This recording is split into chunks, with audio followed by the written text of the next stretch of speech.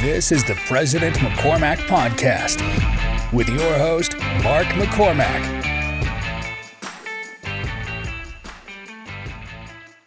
Ladies and gentlemen, welcome to the podcast today. Jordan Pendalton. How's it going, man? What's up, dog? What's up? I'm like honored to be on. Are you? Yeah, Good, I was wondering man. if you were going to ask me. I was like, is Mark ever going to ask me to be on? But Oh, absolutely. so I was honored to get the text. So thank you. Oh, good, man. Yeah. No, you're on my first list I made. Love it. I sat down before I did this and I thought, man, who can I get on this thing? Like who cares to come on this podcast? You know what I mean? And I made a list of like 75 people that I thought, you know what? I'm pretty sure that if I ask them, they'll come on. Yeah. Like no matter what kind of thing. And Yep. yeah, you're up there. Love it, dude. You're on the list. Love it. So first question, how do we know each other? Whoa. How do we know each other? I think you've been a client of mine. I've been a client of yours and mutual friends. Right? Yeah. Does that sound about right? Yeah, I'm trying to remember the first time we met. Did we meet? Was it at Wagner's party? I think it was at Wagner's Christmas party. Yeah. I think it was the first time I met you, and then you started training at the gym, and then Yeah. I think now your son does, and Yeah. so I think that's how we first met. Yeah. So, That's cool. Yeah. So tell us about your gym. Yeah. So wow, I don't even know where to start. So the name of my gym is Performance One. Used to be called Pendalton Performance. I rebranded about 4 years ago. Nice. And started in 2014. So we're in our 9th year right now. And, we really specialize in more of sports performance is where we specialize. But we also do personal training, online coaching, nutrition coaching, programming, all that good stuff. And so we're in our 9th year right now. Started pretty much ground up, dude, one client and still ticking. So yeah, that's pretty much it. But our main focus is, and expertise is definitely sports performance. We work with a lot of athletes, from youth level all the way up to professional level, anywhere in between. Yeah. And then just your everyday average Joe. We have adult classes, adult clients, and anybody who's just looking to improve, get better, and increase performance, whatever it is. It doesn't necessarily need to be a 40-yard dash. It could be, somebody that's dealing with chronic pain and or somebody that kind of lost their way and wants to get back in shape. So really doesn't matter. We kind of do a whole bunch of stuff, but yeah, that's what we're doing, and it's been fun. Yeah, because it was your first location in the Aces building? It was, yes. Oh, cool. So I started there in 2014, and really just kind of a one-man show. And I was an independent contractor out of there. Yeah. And I was using this room. It was about 1,800 square foot, and I just started growing the clientele, and then it kind of just turned into what it is. So I never anticipated that, but that's kind of what happened. It was like just, started as a trainer and then just evolved to where I was getting enough kids where I started doing groups. I started, creating courses. I started having classes, and then we just kept going After football, how long did it take you to jump into this? So it was a couple of years. I was done playing football in 2011 was my last year. I had a major knee injury, and that was about a 1.5 year recovery. And so I was kind of just working some odd jobs. I knew I wanted to be a strength and conditioning coach, and I couldn't decide if I wanted to go private sector or if I wanted to, a huge part of me wanted to be a head college strength and conditioning coach at like a major university. And I really couldn't decide between the two. And so when I first started, I kind of, started just with internships, going and doing courses, going and studying from mentors, shadowing mentors. And then I actually took an internship position at a university because it was kind of I had kind of started my own thing, but it was kind of during the process where I was still rehabbing my knee. I didn't want to be done playing football. Shocker, right? Yeah. And part of me felt like I could actually come back from my injury, even though the chances were very minimal. And so I had started just doing personal training on the side, and started kind of growing my clientele a little bit. It wasn't crazy, but kind of saw like, this could be something I could do, but got to a point where I felt even after college and the degree and the certifications, I really didn't feel like I knew what I was doing.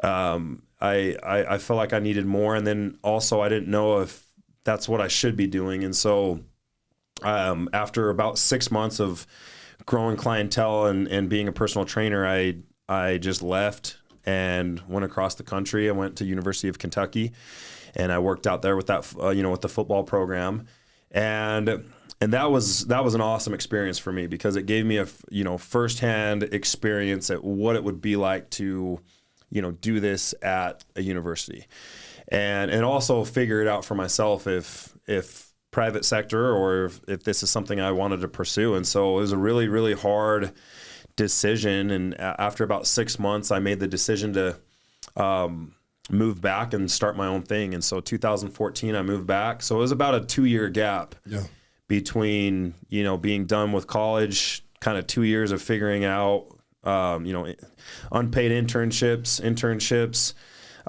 kind of, starting, working as a trainer. And then, it kind of hit me when I was out in Kentucky. I was interning. I was on an unpaid internship, and just kind of where you start, where you work yourself up, right? And because it was unpaid, I needed money to be able to pay for rent and eat. And so I actually, when I was out there, I went and got a job at a gym. So I would open the weight room at 5 a.m, get all the racks set up for all of our football. I was working with the football team, and I'd work there from about 5 till just whenever they would let you go. So usually it was about 4, sometimes 5, maybe it would be later if, just depending on the day. And then I'd go to this place called Proof Fitness, and I would work there from pretty much, I'd kind of set my schedule from like 7 to midnight because I knew I could make it there by 7. And so I'd work there from 7 to midnight. And it was hard because over here I'm working with the football team. I'm loving this aspect of it. But then I'm going and working at just like a normal gym, and when I was working at Proof Fitness, I started actually like growing a pretty decent clientele. The problem was the gym they were just taking such a high percentage from me, right? So I would be working like a dog, and then I'd be, they're taking like 80% or 70% of what my clients are paying. Yeah. But it got to a point where the owners of that gym wanted to build an entire program around me and what I was doing. And so we were looking at doing and that was where kind of the entrepreneur part of me like really started, because I'm across the country. I don't know anybody, like nobody, except for, the people I met and the coaches I was, and the team that I was surrounded with each day. But when I would leave here and go here, it's like I had a totally different life. And I'm like, it's like upcoming trainer at this gym. I have no idea. And the owners started noticing me, and they're like, man, this guy is like, he only works 5 hours a night, and he's got more clients than everybody else. And so we started building programs around literally what like I was trying to do and what my concepts were. And even to the point where the owners wanted to create like a whole entire sports performance program because basketball is huge out there. Yeah. Right. In Kentucky. I mean, they burn the streets down for basketball over there. Yeah. And so once that kind of started, that's where like it got my juices flowing to like, holy crap, if I can do this in a town, Lexington, Kentucky, where nobody even knows who the hell I am, and this is a brand new gym, and like the owners aren't even like, they're more investors than owners. They just care about the bottom line, right? Is the gym making money or not? But that was where it kind of started, where I was like, maybe I could do this on my own, because at the end of the day, it was painful. I was trying to negotiate. All right, well, if I create this basketball program for freaking Kentucky, all the surrounding Kentucky basketball programs and all this stuff, I started looking at numbers. And at the end of the day, a gym corporation, they're gonna take their cut. So I kind of found myself in a situation where it didn't matter how many clients I brought in or what I did or what I created. They're gonna get this, and then I'm gonna be left with this, and that's where I got thinking like, I don't want to work for anybody else. I just want to work for myself, and that's really where it started. Nice. So, well, that's awesome. So I moved back here in 2014, and then just hit the ground running. Now, were you married when you were back in Kentucky? I was for a little bit, actually. yeah. So yes, I was married when I moved out there. And about a month and a half into living in Kentucky, went through a divorce. And I finished the rest of my time out in Kentucky, and we just went through a divorce. So now I was really alone in a different state, with nobody. So yeah. Gotcha. Cool. Yeah. Cool. You probably didn't know that, huh? I did not know that. No. So you're in your second marriage then? Yes, correct. Yeah. Oh, cool. Yeah. Better? So. Yeah. There you go. Just checking.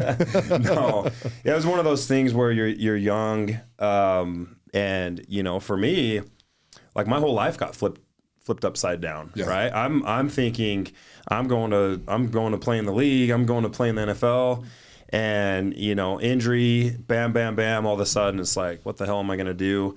And part of the dynamics, the dynamic of the situation was difficult because you got somebody who's young, that still has 2 years left of school. You got somebody whose life was just flipped upside down on its head and wants to like go pursue his career, but part of that means I'm gonna have to move somewhere, and we've got to be okay moving anywhere, because that's how college sports work, right? Yeah. I mean, you get a job wherever you get a job. Yeah. And coaches get fired all the time, and they got to move, and that's the reality of the situation. And so, tough dynamic, and but great experience, and something that I look back on and I'm like super grateful for, because it was at that point where, I'm always best when I like have to rely on myself. Yeah. You know what I mean?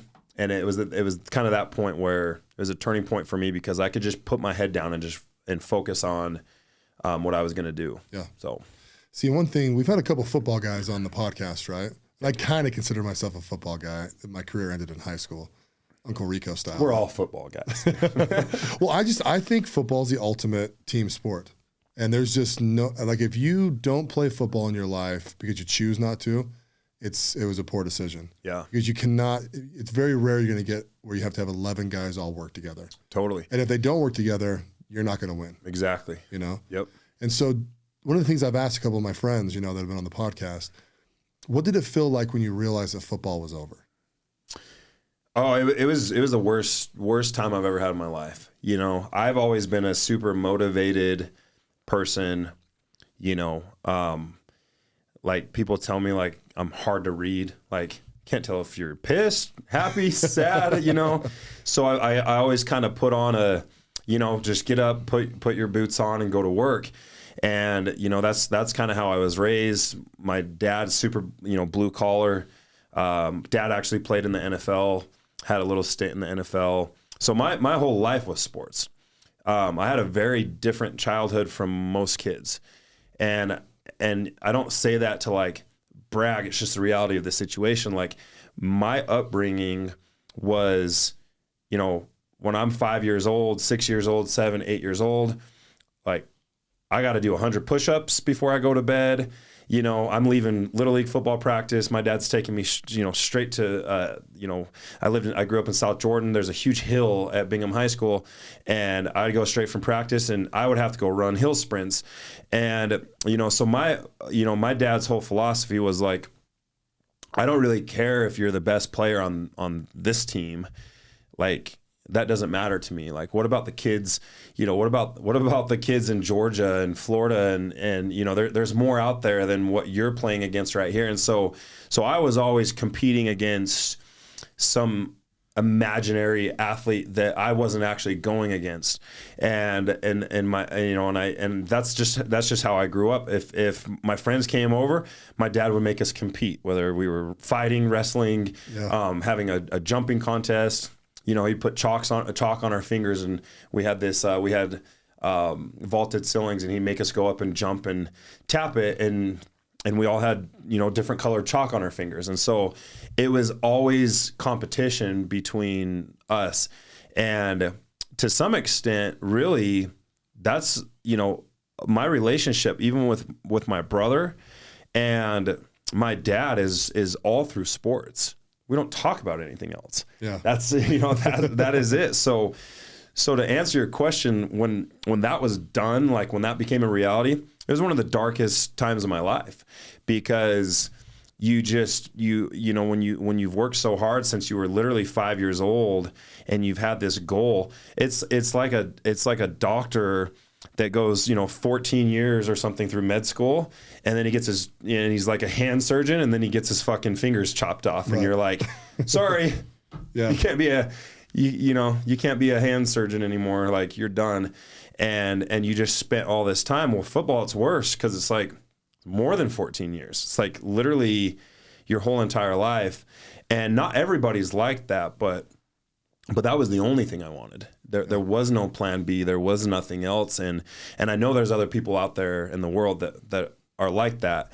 And so for me, it was a really, really dark time where I didn't know. It was my only identity, really. So I didn't know what else I wanted to do. There was nothing else that would ever compare to putting the pads on and going out and hitting people, dude. Yeah. There's nothing. Yeah. And still to this day, I struggle with it. You know, I don't think it'll ever stop. So. Oh, it stops eventually. It's when you're 40. Well, the way my body feels, but mentally I'm there. Yeah. So. Yeah. No, it's an interesting thing. I mean, I was just talking to some friends. So we, I went to Lone Peak High School. We were the 2000 class of 2000, so 99. We went undefeated, and then we lost in the first round of the playoffs. And I actually remember kind of walking off the field being like, well, this is shit, but like, oh, well, it's not my last football game, right? Yeah. So then I went on an LDS mission, and I broke my back in my mission. I came home, and my back doctor was Matt Berry's dad. It's Robert Berry. Yeah. And so he came in my I was gonna say hotel room, but my whatever room I'm at the hospital, or I'm a hospital room. And he said, hey, I want to talk to you for a second. I was like, oh, okay, cool. And he's like, you should never play football again, ever. And I was like, oh, okay. And I just remember thinking about it, right? But I was so obedient, because I was like I was in the middle of my mission. Yeah. You know what I mean? I was like totally. In this authority obedient time in my life. And I just remember thinking like, oh, okay, well that's okay, I'll stop. You know what I mean? Yep. You know, fast forward 2 or 3 years, I was actually married. You know what I mean? I was probably 23, 24, and I'm like watching all my friends play football, and I'm just like, this is bullshit. Like, you just gave up on your dream like that? Yeah. You know what I mean? Not even question anything. Yeah, just like, and that's actually when it really hit me. And then I was like, oh, you know what? Screw this. I'm just going to start working out really hard. I'm going to go walk on somewhere, right? Yeah. But even by then, man, right? Yeah. 24-year-old guy walking on a freaking team. Like, yeah. I mean, the chances of having played so since senior year in high school, and yeah. And then I just had other things I was pursuing, getting my college degree done and all that kind of stuff. But I remember watching the draft and just thinking, I'm bigger than him. Yeah. I'm pretty faster than that guy. Yeah. You know what I mean? Like, this is crazy. I mean, I'm like a 5th rounder just walking into the draft room. You know what I mean? And so, but yeah, it's a weird feeling knowing that you're done, like absolutely finished with something. Yeah, it is. Yeah, and there honestly needs to be like a support group out there. I'm serious, because a lot of people go through a hard time. They're not willing to admit it, but it's difficult. And for like I get athletes like what you just explained. We get that all the time at the gym. Guys that are like, they finish high school and they're done, and then they go kind of, jack around for a couple of years. Maybe it's maybe they go on a mission, or maybe they, go do summer cells and then they realize like, man, why didn't I try? Mm-hmm. And then they'll come back and they're 22, 23 years old, and they're trying to go walk on at BYU or something. And I give them I give every single person the same advice. And it's something I'm actually happy that I did, is I exhausted every, I don't even know what the word is, but I exhausted every opportunity I could to try and come back from my injury. Mm-hmm. It's not like I didn't try. And at the end of the day, I can live with that. And I tell every athlete that's in that situation, I don't care if you walk on like you get to the tryout and they tell you you're not good enough, or if it never ends up working out, at the end of the day, if this is something you want to do and you're feeling those regrets from like quitting too soon, or I should have done this or I should have done this, I tell everybody the same exact thing I said. Work your ass off as hard as you can, get in the best shape of your life, and go all out and see what happens. And at the end of the day, if it doesn't work out, at least you can look back and say, well, I gave it a shot. Because on the flip side of that is kind of, like what you were talking about, is, you start creeping up in age, and all of a sudden it's like, man, it's too late. And then you live the rest of your life thinking, man, I wish I would have, just tried on or walked on or something. I know I was good enough. I could have maybe, even if it was special teams, like, I don't care if you get on the field and you're playing special teams, or even if you're on a scout team, it doesn't really matter. Just having that opportunity to go do it. And we've had quite a few guys make that decision later on in life that have ended up going and making the team at BYU or even Utah as a walk-on, end up getting a scholarship and end up being on the team, and some kids even playing in some type of capacity. And then we have kids that go and then it never happens. And so, but as long as there's an opportunity and you have a shot, it's like, just do it, man, because the regret of not is way more painful than the training and getting ready and then getting told, no, you're not good enough. I'd much rather have that than the alternative. No, I am the poster child for that. I am the guy that did not walk in the arena. Yeah. You know what I mean? It would have been much better to walk in there and get my ass kicked, right? Yep. I've been told no, and then walk out of there than to just never walk in. Or even like break your back again. Yeah, that would suck. I am at the age now, though, when I see my friends that played football, and I'm like, they're limping around a little bit too, right? And it's like, yeah, dude, you took a beat down. Yeah. My friend, do you know Ryan Bingham?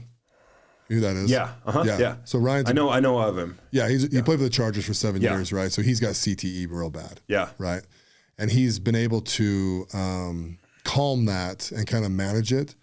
But the stories that he tells me, man, I'm just like, whew.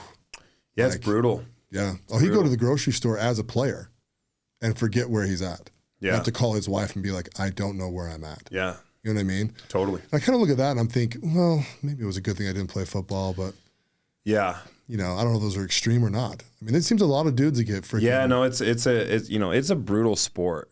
Yeah. And it's so physical, and the higher level that you play at, it's even more. And a lot of guys, even like a lot of guys that have CTE, even take that aside, it's just the everyday joint pain. Yeah.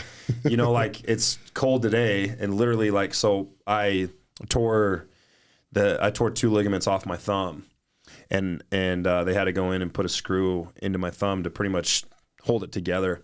But when it gets cold outside, I literally can't even bend it. So literally just driving down here, I was like, oh, it's getting cold and I can't move my thumb.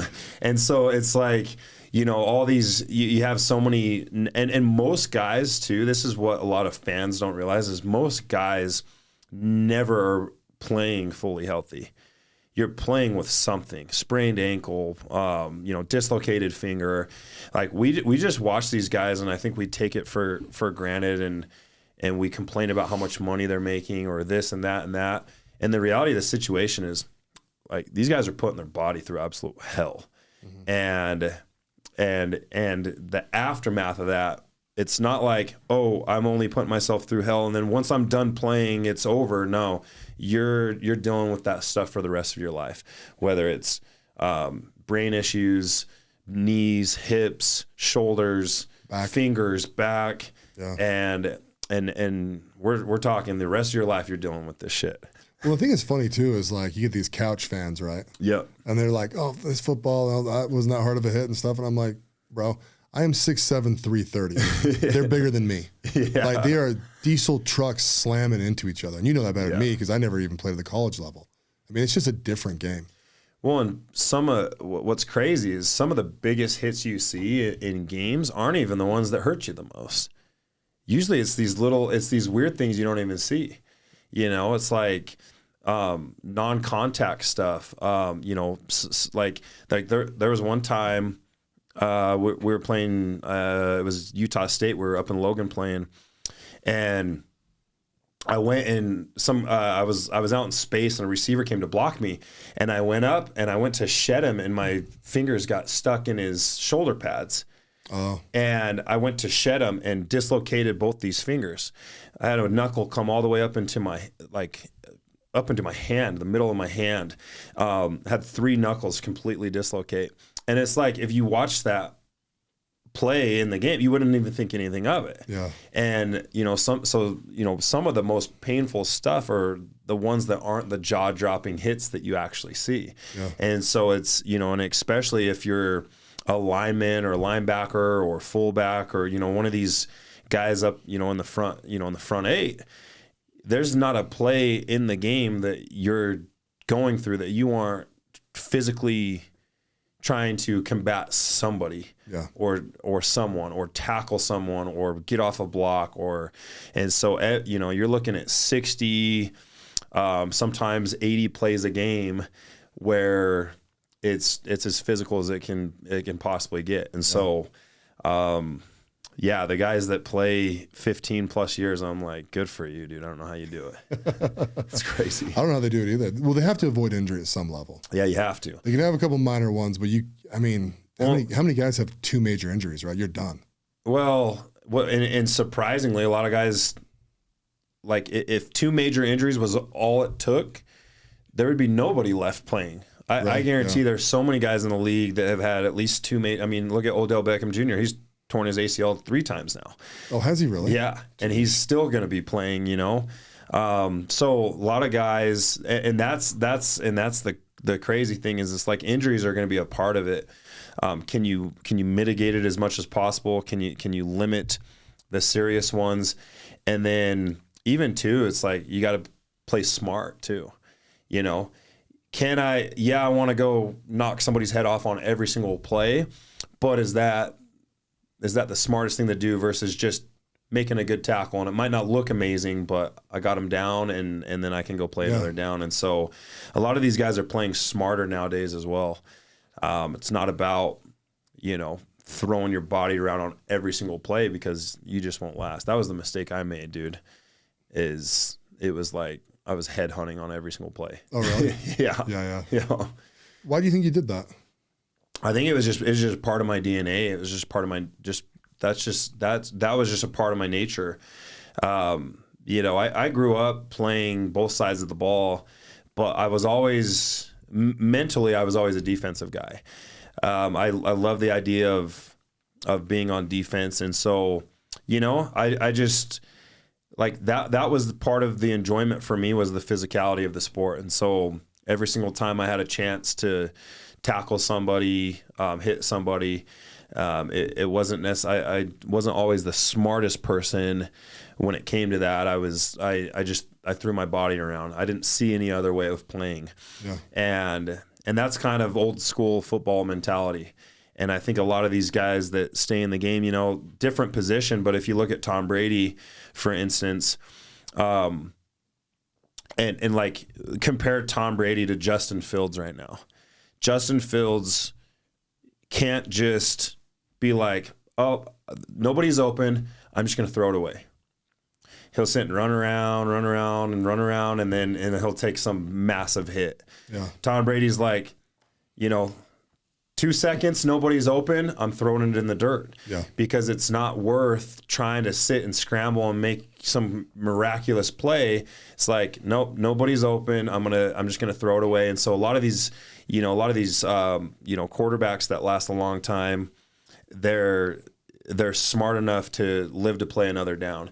And to compare that to like somebody on defense, if I can beat the lineman with speed, then I don't have to take him on, right? And so like Bobby Wagner does a really, really good job at it. And that's why he's lasted so long. If you watch him, he's about as physical as it gets, but he's physical when he has to be. And when he can beat somebody without using physicality, he's going to do it.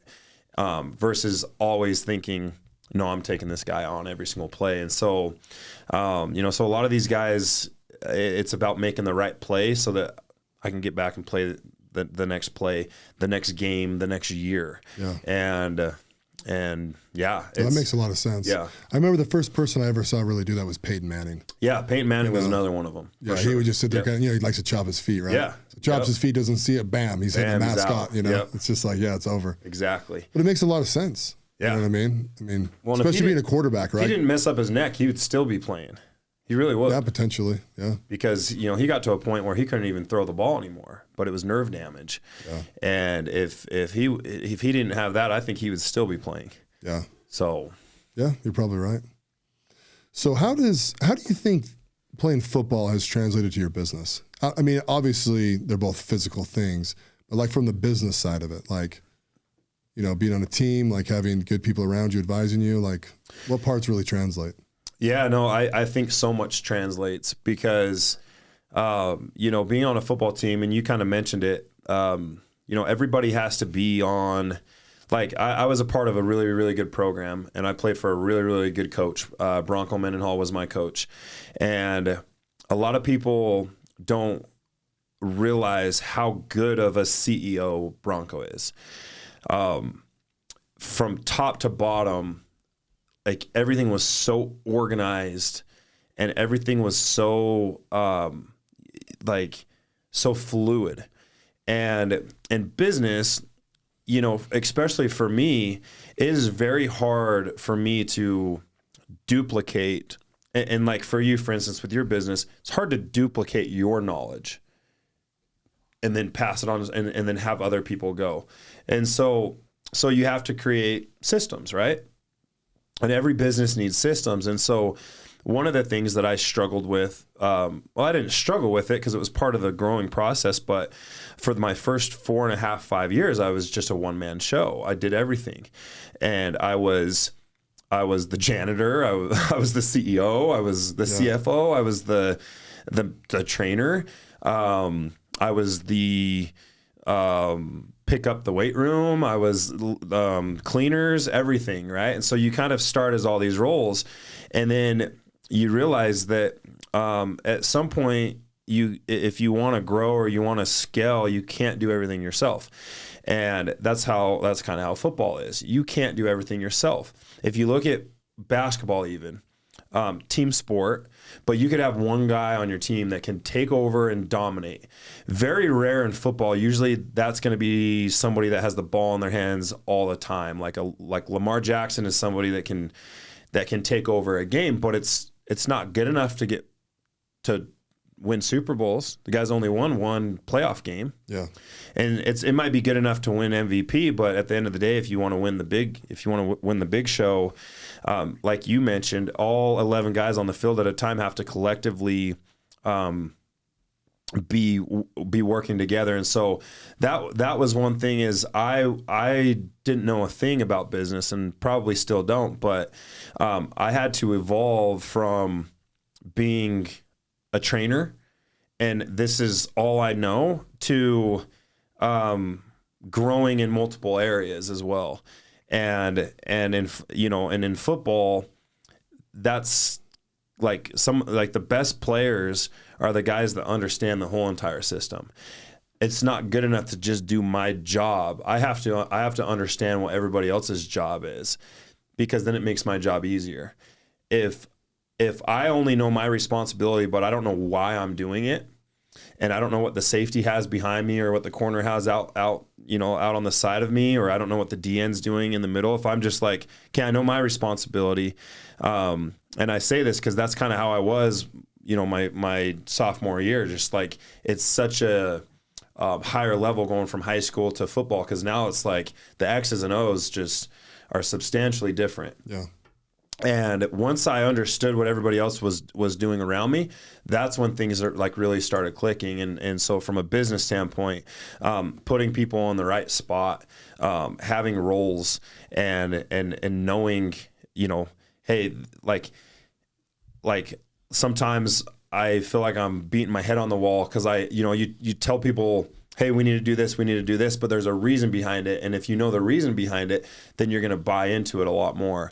And so so as far as getting people to buy in, having people all on the same page, communicating is a huge thing in football.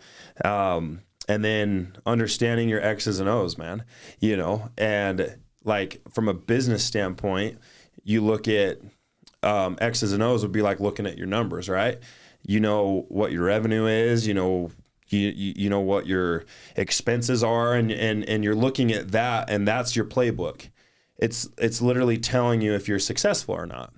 In football, it's the same when you're watching film. You're breaking down, all right, on third down, they like to do this play 70% of the time when they're in this formation. Or if it's 4th and 1, whatever the situation. So you're looking at situations and you're pretty much breaking down your P&L, dude. And it's so, and that's what I love about business is there's so many similarities. At the end of the day, like in football, players could go out and you could be like, you talk about the couch fan. You could watch a player and be like, oh, he had an amazing game. In the film room, though, he's grading out poorly. Right. And a lot of fans don't know, right? Just because you didn't have 15 tackles didn't mean you actually had a bad game. And in business, just because I got a lot of clients doesn't mean that we're making any money. Right. And so there's a lot of similarities. And so that's what I love about it is, football is a business, man. You've got your head coach, you've got your coordinators, you've got your position coaches, you've got your strength coaches, you've got your medical staff, and then you've got all these players, and it's like how can we all coexist to bring our best performance every single week, and it's no different. Well, and the strategy side of it's awesome. Yeah, but that's one of my favorite things, right? In business is actually getting down to the sales strategy or like mergers and acquisition strategy, like how are we going to actually grow this business and keep it rolling? Yep. And it's very similar to like what I like about football is, next play. And in business, if you don't pivot, which would be the exact, the equivalent, you have to continually pivot all the time, right? I mean, we had COVID happen a couple of years ago, right? Exactly. And it's like it either helped your business or freaking hurt it real bad. And that was one of the other points I was going to make, and similarities is being able to pivot. The best teams in football make the best in-game adjustments. Yeah. Because if I'm game planning to play against you, and I have this game plan, and I come in, and then all of a sudden you just are kicking my ass. Yeah. Well, the shitty teams just keep getting their asses kicked. The really good coaches and the good teams are able to, get on the iPad during the game, see what the hell. We've been prepping for this. We've seen this. We've been prepping for this all week, and now all of a sudden they're doing everything's different. Well, what changes are we going to make to be able to adapt and overcome that? And it's the same thing you said in business in 2020. I think like 80% of gyms, like especially gyms like mine, went out of business and will probably never be in business. And so what was our in-game adjustment? It was, well, first of all, I'm not closing down. Yeah. You can come. Yeah. You're going to have to bring an army to come pull me out. But two, we went online. We can train anybody online. You don't need to have a mask on or, a vaccination card to train with me online, Yeah. And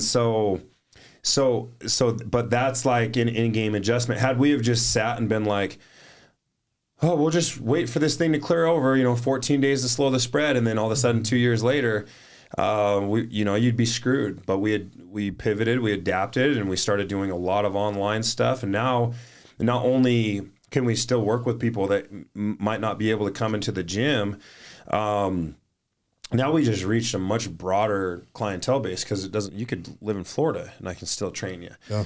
And then the other pivot we made was, to make people comfortable was we limited our class sizes to a certain number.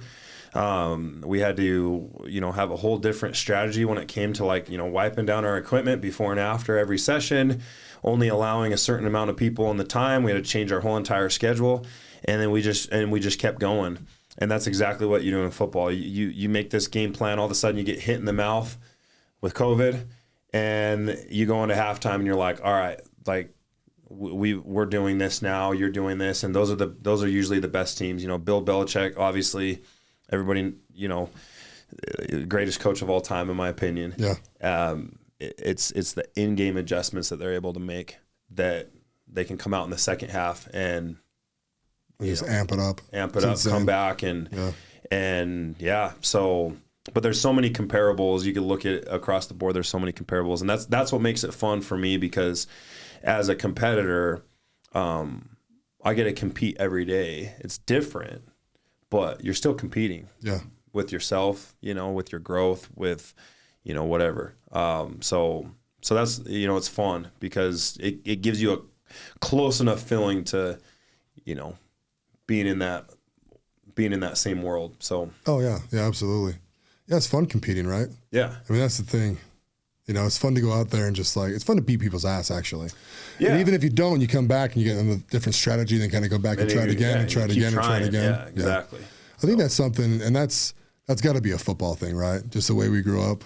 Like, yeah. You know, there's always another game. There's always another thing. Even if you lose, there's always another game, right? Totally. So we're back to practice the next day. Well, I feel like it's becoming a lost art, honestly.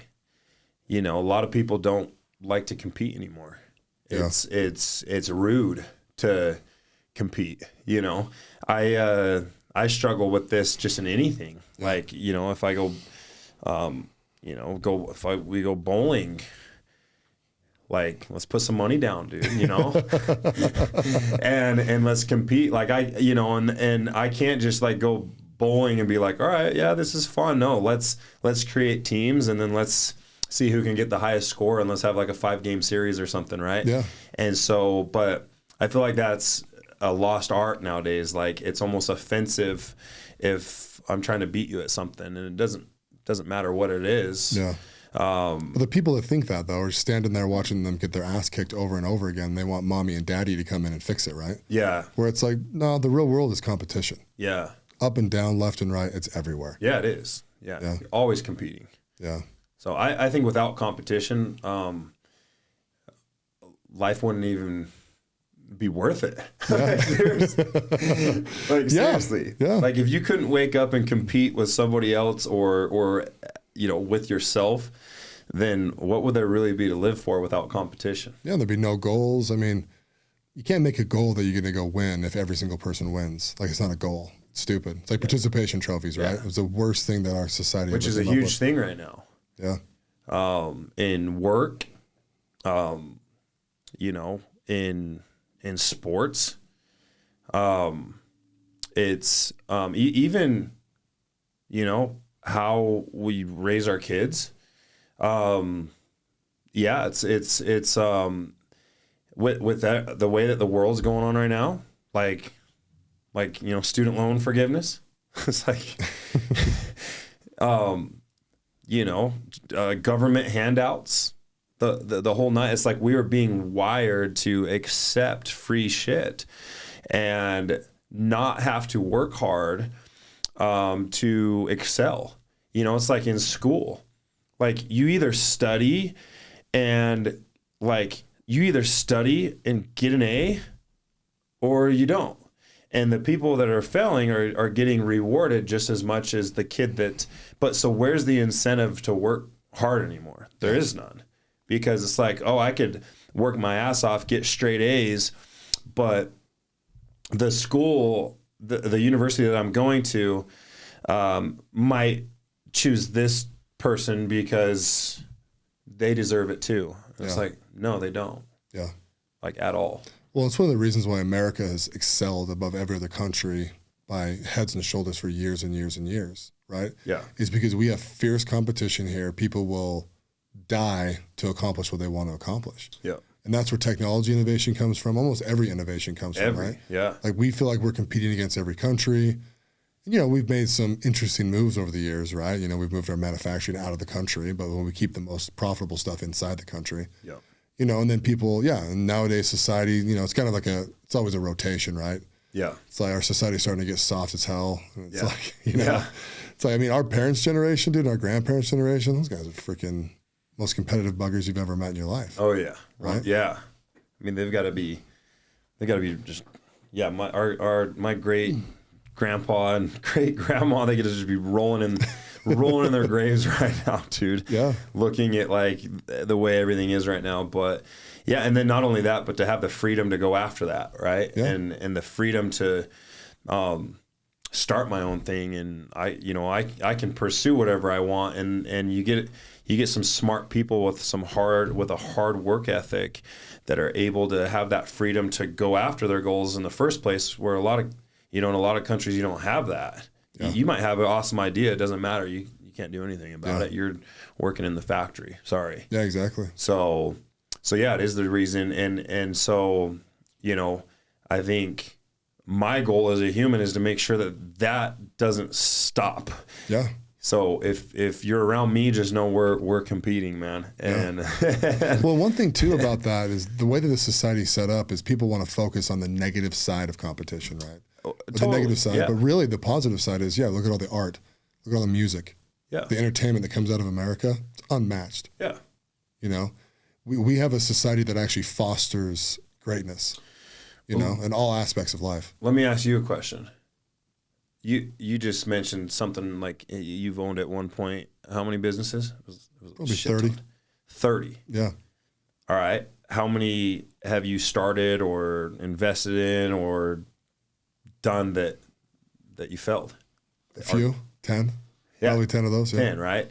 And so most people look at Mark and think, oh, he's owned 30 businesses, he's killing it, he's doing well. But I bet a lot of people don't know all the things you've started that absolutely mounted to nothing or that failed, or and so going back to your point with competition, because I've been in that same, started multiple things that have landed on their ass, and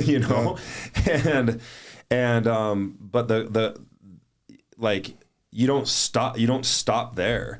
That's part of the process, and that's part of competing, is you're not always going to win. Well, and that's part of the real education. Yeah, right? exactly. I've learned way more from the ones that I failed on than the ones that I really succeeded on. 100%. Yeah. Because you got to look back and figure out, why did this fail? What happened? Where did things go wrong? Yep. I mean, one of my first businesses was a payday loan company, an online payday loan company. This is like 2007, 6, 7, right? We ended up losing. Well, first we invested in a business, so we started an investment company, which is stupid at that age, and we lost all the money. Well, I lost $100,000 as like a 24-year-old, right? And 50 of that was owed to Wells Fargo, and 50 of it was owed to my parents. And so what did I end up doing for 2 years? Freaking installing whiteboards every weekend until I paid every dollar of that back. Yep. That was brutal. Yep. But the beauty in it is it created a situation where my wife like just knows that I'm working. Yeah. Right. Like if I'm not with her, the family, I'm working. Yeah. You know what I mean? And so, I didn't have the wife later on in life that was like jealous I was gone, or mad I wasn't home at 5 o'clock every day. Yeah. You know what I mean? She just accepted that, no, Mark makes the best decisions and he's going to go, and doesn't make the best decision. The decisions he's making are the most honest and best things for him. Yeah. And for our family. Totally. Yeah. Yep. I 100% agree. You have to have that. And for me, it was like one of the biggest conversations I had with my wife was when I first started, as I just said, listen, like, don't ask when I'm going to be home. Cause I'm opening and closing. I'm the only person. So, and there is no like, oh, I'm taking today. Like I can't, like we've got memberships, like we're open every single day. And so I'm going to be there, and I'm not going to be able to go on vacation for a while. That's just the way it's going to be. And so you need that, man, because, and then the goal is eventually to clear up some of that time to get some freedom. But man, too many people want freedom right at the beginning. Yeah. And that's again goes back to the competition mentality. Is like you're not willing to sacrifice and suffer for years to get to a point where you have some freedom. People, I'm sure like you have employees and all that. Like people want all the incentives and all the benefits and all the freedom right from the beginning when they first start. And it's just like, no, dude, it's not how it works. Well, it's interesting because it cracks me up because people will talk about their sacrifice, you know? Yeah. And what they're really talking about is them going to college. Yeah. I'm like, bro, going to college is not a sacrifice. That's not sacrifice. On any level. No. Number one, you took loans the entire damn time. Yeah. What did you sacrifice? Yeah. You know what I mean? Other than your future. Yeah. Right? Exactly. The real sacrifice is what you're saying, right? Where it's like, you're the only one that can make this happen. Yeah. Right? When you're really bootstrapping that shit and your wife is like, hey, are we still married? Yeah. We're still together, right? Because you haven't been home for 5 days, right? It's like, yeah, we're still together, I think. Yeah, I think so. You know what I mean? It's like, I'm not doing anything else but working. You know what I mean? And it's like, you don't have someone coming to save you. You don't have, you are the one, your decisions, your choices, your capital, all that stuff goes into that business. That's real sacrifice. Yeah, it is. No, it 100% is. I was thinking back to a company that I had started. It was right before the pandemic.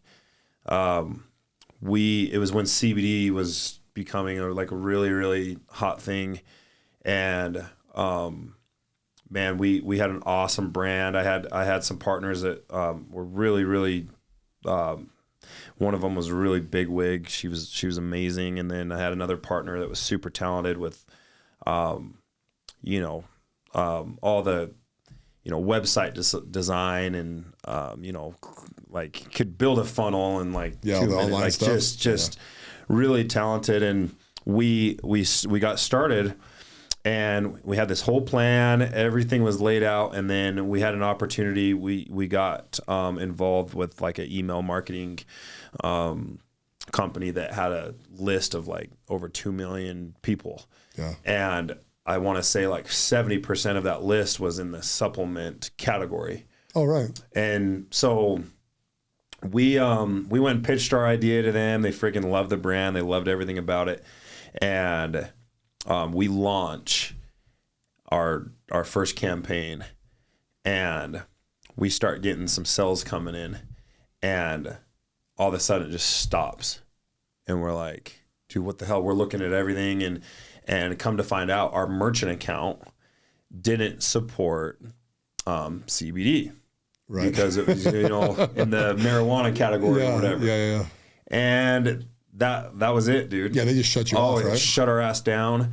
And then we figured out in order to get a merchant to approve us, it was going to take, 5-6 weeks for the approval. And at that point it was done. The company that sent the email for us was pissed as hell because, that they take a percentage, obviously. Yeah. And it was just it was over. It was over like that. But to go back to your point, it's like, hey, next time you start a company, you better make sure that whatever you're selling, the merchant account supports it, because that's kind of how you're taking your money. And so, but that was, as much as it sucked and all the work that went into it and as painful it was like, man, you learn so much from it. And, it's like, and going back to what you're talking about with your wife, just being gone all the time. It's like, I always have the craziest ideas and the craziest things. I'm going to do this, I'm going to do this, I'm going to do this. And I've never once been told oh, that's stupid, or no, you can't do that, or no, don't do that. It's always yeah, whatever you think, babe. Yeah. So I just keep going. Well, it's good to have a supportive wife. You know? They got to trust you, right? I mean, that's you have to. I think the trust is like you said. You might start some things or do some things that are going to fail, but if you win more than you fail, that's where the trust comes in. You have to give a reason. That you have to give them a reason to trust these crazy ass ideas, right? Yeah. And you've got to win more than you lose, and then if you can win more than you lose, then some ideas and some things you start are going to be nuts. But at the end of the day, let's say I do start something and it fails and I put us in a terrible situation, then she's got to know that I'm going to get us out of it. Like you said, I'll go install whatever. Yeah, whiteboards. Whiteboards. Whatever it takes, dude. So yeah, but. Yeah, exactly. You got to do whatever it takes. Yeah. So let me ask you a fun question. Yeah. Why is it good to be Jordan? Oh man, besides the point that I'm just so handsome. No, I'm just kidding. That's a really good question. Well, for one, I have like two of the most beautiful kids ever. And, I just became a dad 2 years ago, and that's been an amazing experience for me. I've always wanted to be a dad, but I'm new into it. And, so that's really like, that's it for me, dude, is having those two kids to call my own and provide and look after. But I don't know. I think for me, my biggest thing is just trying to be as authentic as possible. And a lot of people that meet me for the first time or that might know of me might have an opinion on who I am, or like he looks mean, or he looks, like, I can tell you how many people like that are like, oh man, like, I used to think you were like the biggest dick, or I used to think you were so rude or not approachable or whatever. Yeah. And at the end of the day, like, I deeply care about the relationships that I have. But I'm also not going to keep a relationship if it's not good for me. Yeah. And so, the biggest part of what's great about me is, like, you're gonna know if I don't like you. Yeah. And you'll know if I like you. And and that's the most important thing to me is that, dude, is just waking up every day, going to work for myself and my family, and then the relationships that I've been able to develop over the years have been priceless, man. Yeah. Priceless. Why do you think people find you scary looking? Think it's a tabs? Dude, I think I have like a resting bitch face. I think it's just the face, huh? Maybe, yeah. No, I don't know. I am competitive. That's one of them. We talked about that. No, I don't know what it is, but it's crazy. Like, it's been like that since I was in high school. It's like, oh, yeah. And so I don't know, but I think when people like actually get to know me, or actually like really get to know me, it's kind of opposite of what their initial impression is. And so yeah, I don't know, dude. I think I have like a scowl or something. See, my wife teases the shit out of me because I'm like the most approachable dude ever, right? Like, every time we're in public, like every single time, yeah, right? Someone's just bumping into me like, "Hey, you're big." Yeah. You know what I mean? Yeah. Like, yeah, I'm big, Well, yeah, exactly. Yeah. And so it's funny how, I don't know, people view the world, I guess. Cause I'm a big dude. Yeah. And you're a big dude too, right? I mean, I think when I stand next to you, I feel small. Well, some people say that. You're not. But it's funny because I look at my friends and I look at like how people interact with them, because I'm actually writing a book, right? It's called Likeability. And because I think likability is like the most important characteristics that you can have. Yeah. And why is that?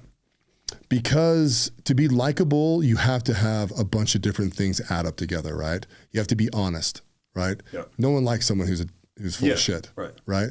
You have to have some level of competency too, because when people get around you, they like people who are very competent. Yeah. Right.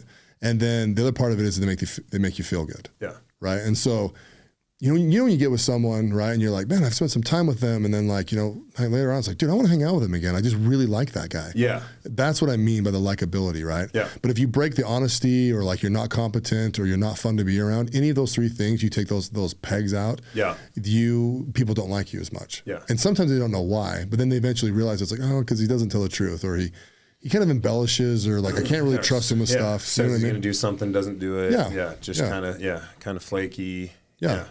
And I think I'm really attracted to people who are likable. Yeah. Because I feel like I'm likable. I feel like I pretty much accomplish those things. Yeah. But then when I'm with someone who's like that as well, it's like this crazy synergy. Yeah.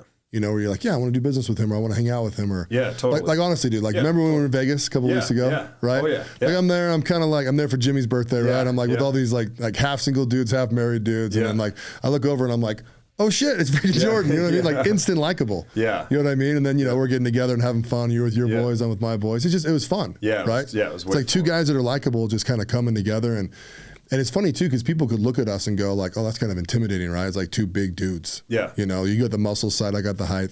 You know what I mean? It's totally. like they don't really know how to handle it. Yeah. Well, it's funny you say that. We were, because I went down with some friends, and I think every single person I was with was a former player. Yeah. And I'm probably one of the smallest dudes there. Like, some of these guys are massive.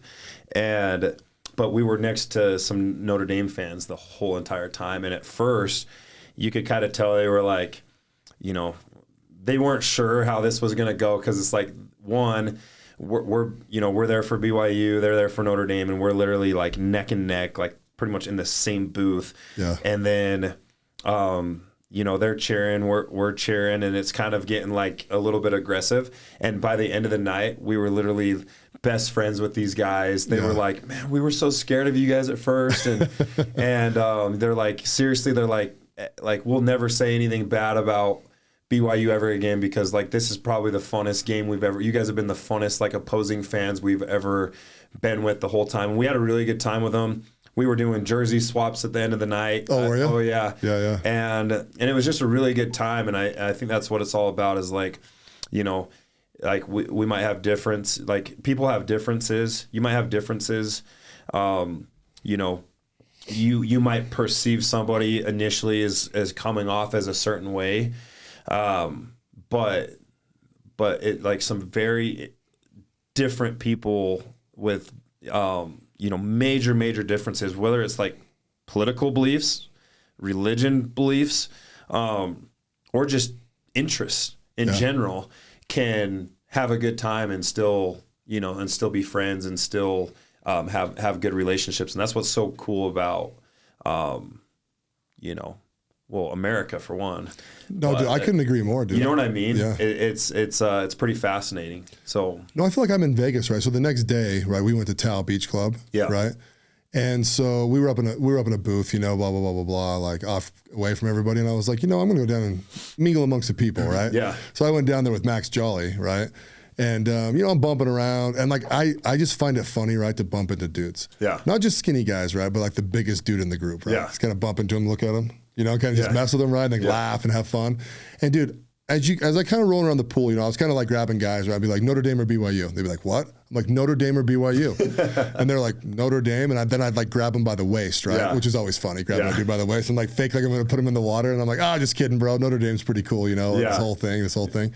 And like, it was funny going around with Max, because Max was like, this is crazy, dude. Like, you just like connect with all these people. And I'm like, yeah, dude, it's like just life, Yeah. It's a couple black guys, a couple guys from the Middle East. Like, I don't give a shit. Yeah. You know what I mean? It's like, we're all just having a good time. One was a former player from Notre Dame. Oh, cool. And I was like, what'd you play? You know what I mean? And we just started talking football. And it's like, by the time we walked, it probably took 2 hours to walk around the pool, right? By the time we came back, it was just like, dude, I feel like I just made like 10 friends. Yeah. 10 or 12 friends, We're all just kind of laughing, point to each other when we see each other from then on out. It's like, that's what America's really like. Yeah. Like all this racist bullshit. Oh, dude, it's just fake. You're so right. It's crazy, because I literally had this same conversation with one of my buddies when we were in Vegas, because, you look around and like you said, I mean, we had a very diverse crowd that I was with. I mean, I think I was me and my buddy Jaden were the only white guys there.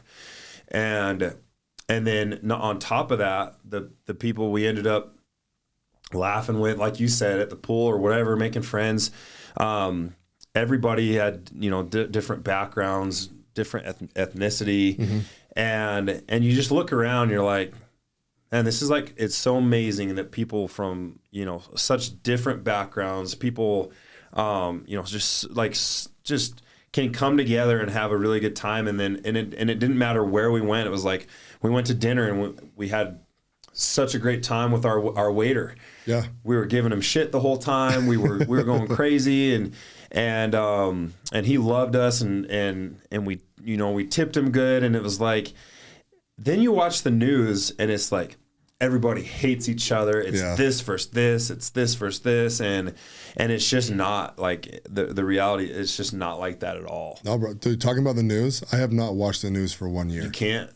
It's bullcrap. If I want to be lied to, you know what I mean? Go watch the news. Exactly. Yeah. It's just such bullshit. Yeah, it is. It's mind blowing. Yeah. No, our country's amazing.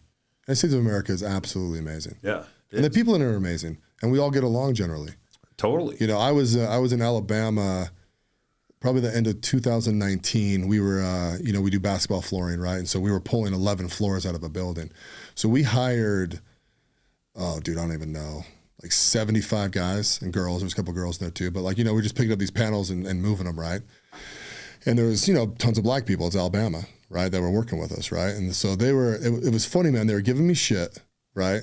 About being white and rich and all this kind of stuff, right? And I started giving them shit. Well, I'm like, well, who'd you vote for? And they're all, Biden. I'm like, well, tough shit. You know what I mean? It's like, that's your fault. And because I was being playful and they were being playful, it was so funny, dude. Yeah. Like a couple of these guys were wearing like really nice Jordans, and it's like a construction site. Yeah. I'm like, what are you doing, man? Kind of giving me crap. And I had nicer shoes on, J's, right? Yeah. And there was this one guy, he was probably 60, man. And his name was David. And he goes, can I have your shoes? And I was like, sure. And he's like, I'm like right now? Yeah. And I'm like, no, not right now. And he's like, well, yeah, but don't you have some more pairs? You're white. You get a whole bunch of more in the car. I'm like, bro, these are my only pair of shoes that I brought out here to Alabama. Yeah. And so it was funny because I had this interchange with him, and my wife she just laughs at me, right? Because I'm like, give me your address and I will ship these to you when I get home. Yeah. And he's like, no, you won't. No, you won't. And I'm like, dude, I forget. If I say something, it's freaking happening. I'm gonna do it. Right? Yeah, exactly. And so, anyways, he gives me his address. I come home, right? And he loves LeBron James. So do I, right? As a basketball player. As a basketball player. So I have a ton of his shoes, right? So I literally wrapped up at least 5 pairs, if not 6 pairs of shoes. Because if I'm going to send one, I might as well send 6, right? As well. Send them all to him, right? And dude, he calls me up I don't know, 4 days later when he got the shoes, dude, he's just so grateful. And I'm like, no problem, man. Yeah. Enjoy all those shoes, no blah, problem. blah, blah. Don't vote for Biden in 2024. Yeah, exactly. I'm like, I'll just tell you how to vote from now on. Yeah. And so, dude, and then dude, it was probably I don't know, a month later, he sends me a picture, right? And I had those cereal shoes, LeBron cereal shoes. So they look like Fruity Pebbles. Yeah. Basically, right? I got some Fruity Pebbles. Okay, yeah. And so, dude, but he's at church. He's got this freaking feather jacket on that's all white. He's head to toe white, and he's got these freaking Fruity Pebbles. And he's like, dude, completed my ensemble, right? I'm just giving him a high five, awesome. On the freaking text message and all this stuff. It's great, dude. I had a very similar experience when I lived in Kentucky, dude. Because I'm in the South. Yeah. I'm from white boy from Utah, and literally I would say 3 of my best friends that were out there were black. Yeah. And I have tons of black friends, but this was different because most of my black friends were either the few that I grew up with in Utah, or the ones that I met in college, playing football with in college, so this is a totally different culture out there. It's you're in the South, it's way different, and 2 of the main guys I hit it off with was the beginning. Were black guys, dude, and it was because we had bonded over shoes, because I'm a sneakerhead, and I would show up and I'd have some J's on, and they would give me shit, just like that guy was giving you shit, and we bonded, and we were able to talk and have deep conversations about religion, politics, all the things, and really, really get along. And the friendship was so genuine to the point where I still keep in touch. This was 2014. I still keep in touch with them to this day. Oh yeah. And I haven't seen them for 9 years. Yeah. And we're still friends. And so that's what it's all about, dude, is exactly what you just talked about. And it's amazing because like we said, if you hop on Instagram or you hop on and watch TV or watch the news or anything, you would just think it was totally opposite. It's not like that at all. We have a civil war rolling at all times. It's just not. No. Yeah, it's not at all. You have friends. Yeah. And the kinder you are to people, the better. Being kind to people has really served me well in my life. Well, I just went to a birthday party up in Park City this last weekend, and I was hanging out with the most liberal person I've ever met in my life. Yeah. And we were debating for 3 hours that night on that there's 2 genders. Oh, really? Oh, yeah. and it got heated. But we were cool. And I was like, dude, he's like, I'll hang out with you anytime. And it's like, that's part of the problem is we need to be able to have these conversations. And I just told him, I'll never agree. Like, you'll never convince me. Yeah. Like, ever. But I can still have a good time with you and we can still hang out and I'll still buy you a beer, you know? Yeah.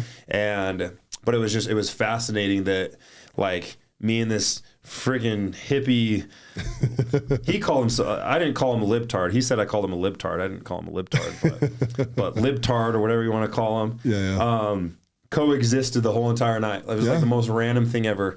And, but part of it is if I attack him for his beliefs, then I'm just proving him right. Yeah. Right. Because we're not able to have the dialogue. There's no dialogue. There's no discussion. It's just, nope, you're wrong. I'm right. And let's talk about it. Yeah. We can still have a good time and we can still coexist. So, well, and you don't want to be that way. You know, you want to have the open dialogue. Yeah. Totally. Everyone does, really. Yeah. Totally. Most people just want to be heard. Yeah. Totally. And so, but yeah, still some crazy stuff though. Oh, the world's crazy. World is batshit crazy. So, I follow that stuff every now and again. I listen to it. I'm just like, oh, I don't have time for this shit. Yeah. You know what I mean? It's like, where do you people find so much time to freaking it's too much, man. We're writing the new book. We're going too far. Things are going too far. I know. It's crazy. So what's the next thing for you? What are you looking forward to in life? Oh, man. Just keep growing, dude. I'm at a kind of a point right now where, I feel like every single year in business has new opportunities and then also new challenges. And so for me, I just want to keep growing personally, keep growing the business. And then I've also got some other things that I'm involved with. I've started getting into, investing, and I have another business I started about a year and a half ago with I've got 2 partners with that's got a lot of potential and has been doing awesome. And so, dude, I'm just trying to keep evolving and keep growing. And then with that too, just evolve as my kids, like my daughter's 2 and she's starting to, talk up a storm and she's getting this personality. And so just trying to be the best dad I can be. And then, one thing for me is I've made it a goal this year to travel a lot more and go do a lot more things. Cause I'm a homebody. So you know how you like to go around and meet people all the time. I just want to be at home by myself with my dogs. Yeah. Like, don't talk to me. Like I'm an introvert. A lot of people don't realize that because I try really hard to, be out there and I have to with my business. It's like I literally talk to people all day, every day. Yeah. But at my core, I'm actually somebody that wants to live up in the mountains by myself and with my dogs and not see anybody. Yeah. And not being any traffic ever, not ever go to the grocery store. Yeah. And so, I made it a goal this year to I need to travel a lot more because I'm such a routine person where it's like I go to bed at this time, I wake up at this time, I work out at this time, and I never leave my house. Yeah. And I've made it a point to travel more this year. So that's what I've been up to is just trying to I'm going to Germany actually in 2 weeks. Oh yeah, nice. Yeah, I've never been to Europe. And so who are you going with? I'm actually going with my father-in-law. Cool. And it's for the Tampa Bay Buccaneers and Seattle Seahawks game. Oh, it's in Germany? It's in Germany. Oh, wow. And so Cody Barton's one of our athletes. Yeah. And I wanted to go to this game anyway because I try and make it to one of his games every year. And I saw he was playing Tampa Bay. So I'm like, well, I don't want to go to Seattle because Seattle's freaking batshit crazy. So I'm going to Tampa because then I can kill 2 birds with one stone. I can watch my favorite player ever. And they moved the game right before the season. They moved that game to one of the overseas games. And then I was like, that kind of sounds like an amazing excuse to go to Germany. Yeah. I'm just going to watch one of my clients play. Yeah. So yeah, we're going in 2 weeks to go do that. So yeah, man, that's cool. That's pretty much it. Cool. So where else do you want to travel next year? Where else do I want to travel? Yeah, you got any like top? Well, three list? one of my bucket lists is Rome, and to see the Colosseum. Nice. Talk about competitiveness and fighting and hitting people. Dude, I'm obsessed with like all the gladiator stuff, and I want to go see that. Yeah. And I've never been to Europe, so we're actually flying into Amsterdam, and then we're going over to Munich. But are you driving or flying over? We're gonna fly. We just found out it was an 8-hour drive, and we're like, no thanks. Yeah, why not? So, but yeah, Rome is one of my main places I want to go to. And yeah, I don't know, dude. I need to get on your level with the traveling. I feel like you're everywhere. So yeah, I'm going to Iceland on the 10th. But that's going. I want to go to Norway. Oh, Norway would be awesome. Norway would be amazing. So Jimmy and a couple of his buddies, Nick Howland and those guys went to Norway earlier this year. And so I think I remember seeing that. Yeah, their high school buddies always go somewhere every year. That's right. I saw that, yeah. Oh, it looked awesome. Yeah. They hiked way too much. I'm not into that shit. Yeah. But like, is there a motorcycle trail somewhere? Yeah, when I travel, I just like to eat. So yeah. Oh, yeah. Oh, yeah. I haven't been to Rome either. Rome's definitely one of mine. Yeah, Colosseum's definitely a bucket list for me. Yeah. Like, I think that would be surreal. I like to travel two ways. One, I like to like places like that where there's a lot of history involved, or I just want to go to a beach and just sit there and do nothing. Yeah. It's like one or the other. Yeah, dude, that's exactly I'm either planted and it's like, no, I ain't moving. Yeah. Or it's like, let's go somewhere cool where I'm like fascinated and want to see things. And, see museums and stuff. Exactly. Yeah. Yep. Yeah. So yeah, I like the beach, man. Those are relaxing ones for me. And I'm like, leave me alone. Yeah. Like, yeah, if you want to come talk to me, great. But like, I just want to sit here. I want to sit by the pool all day. Yeah. For sure. And not think or talk. That's how I am. So. Well, cool, man. That's exciting. That's really exciting. Yep. Well, we're at the end of the podcast. So I need your best 2 minutes of advice, my friend. Best 2 minutes of advice. On anything. Anything. Oh, my gosh. Well, if you're ever going to cheer for a football team, cheer for whoever Tom Brady's playing quarterback for. That's the best advice I could ever give you, because then you're pretty much going to win a Super Bowl 50% of the time. Yeah. I agree with you.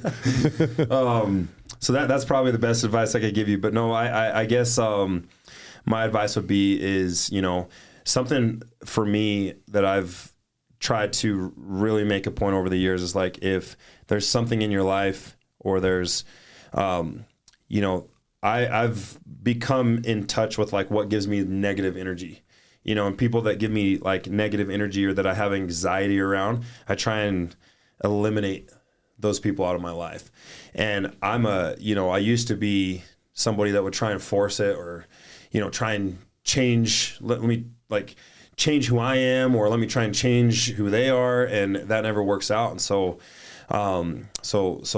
if there's something in your life that is giving you anxiety or causing you to go crazy, like, you've got to eliminate and surround yourself with people that motivate you. Surround yourself with people that, give you, reason to get up in the morning and go after your goals.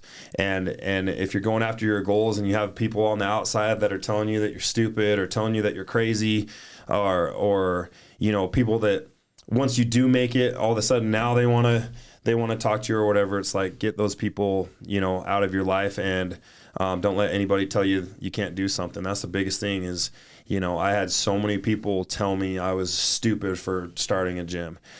It's too saturated. It's too this. It's too this. It's unreliable. It's not predictable. It's, all these things, and stay away from those people. Chase your dreams, go after them, and like we talked about, adapt and pivot and make the adjustments on the go, man. And the other thing, last thing, I'm probably over my 2 minutes. Something I struggle with is I sometimes can try and be a perfectionist, and sometimes it's just better to get it out there and do it than try and making everything perfect. I think that holds a lot of people back.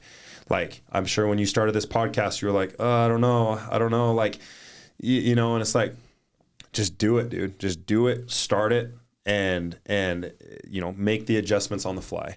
And when it comes to business or relationships or whatever, that's the biggest advice I could get is like, it doesn't need to be perfect. You just need to freaking do it. Yeah, no, that's absolutely true. No, you're right. When I started the podcast, I I have friends that have podcasts, and I've listened to a lot of podcasts, and there's a lot of people that prep a ton for these. There's people that don't, and I just sat there and thought, my personality is just free flow conversations. And so that's what we do. So I had a podcast, right? No. Yeah. How come you stopped? Yeah, it was seriously like part of the advice is the other thing is like, don't be afraid to quit something as well. Like I started a podcast and it was a long story to tell you why I stopped, but the reality of the situation was it was causing me a ton of anxiety because I felt like I was getting behind. I wasn't recording enough and that with business and it was and then I was starting other things as well. And it just got to a point where it's like, I read this book. I can't remember the book, but it was like, I can't remember the exact name of the book, but pretty much the whole premise of the book was just saying like, it's okay to quit, which is ass backwards to me. It's like, if I start something, I'm going to finish it. But I had to take a step back and be like, all right, I've got to, what's giving me the most anxiety? What's causing me the most stress right now so that I can't focus on these other things? And it was the podcast, dude. And I was like, it's okay to stop. Oh yeah. It's okay I can come back out with it whenever I want. Yeah. There's like, nobody's, but you think like, oh, Jordan already quit or he already stopped his podcast. You have all these weird thoughts and it's like, no, dude, doesn't matter. Yeah. And so. Well, that's good advice right there. But I'm proud of you for starting it. Well, thank you. So, absolutely. Well, my friend, thanks for coming on today. I really, really appreciate it. Absolutely, man. Thanks for having me on. Thanks for listening to the President McCormack Podcast, brought to you by McCormack Foundation, Saxton Fund, ADP Lemco, and Professional Floor Systems. Make sure you subscribe to the podcast and keep up with Mark on Instagram @President McCormack.